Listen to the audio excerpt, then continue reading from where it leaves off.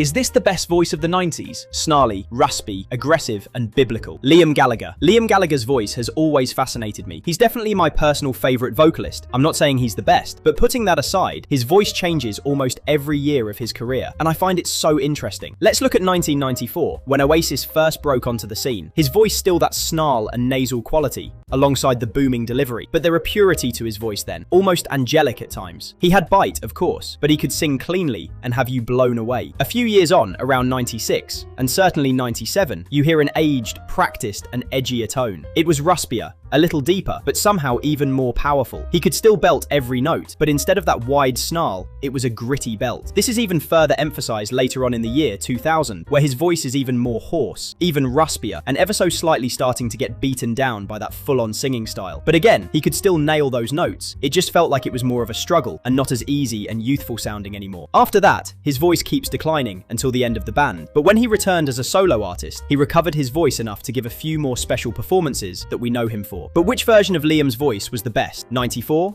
97, 2000, or solo Liam?